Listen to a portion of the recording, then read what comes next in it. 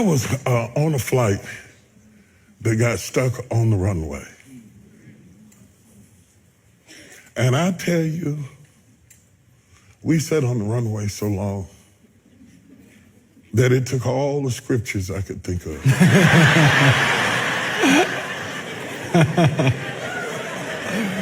Now, I tried to talk to myself.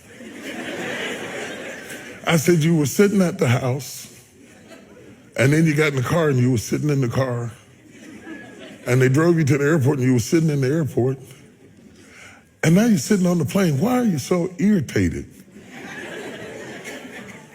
You're going to sit anyway.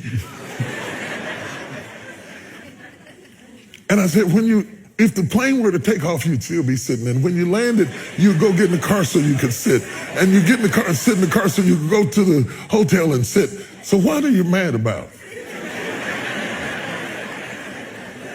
I think my frustration was I was sitting in a place of movement.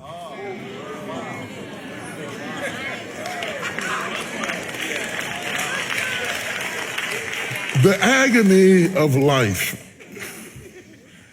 is to sit in a place of movement.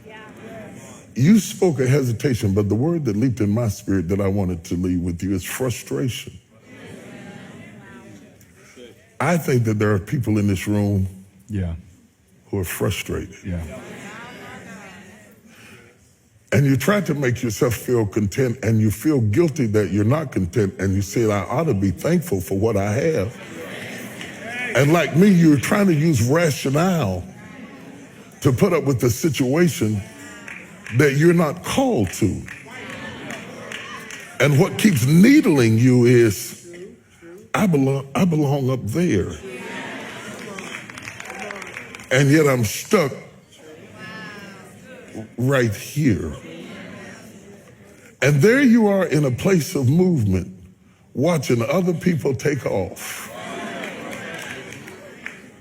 And wondering what in the world is wrong. And you ring the bell and say, what? Excuse me.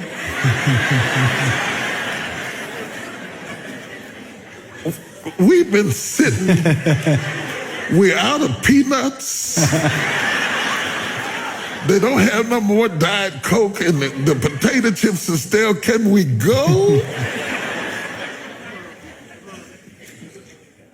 That frustration is God nudging you.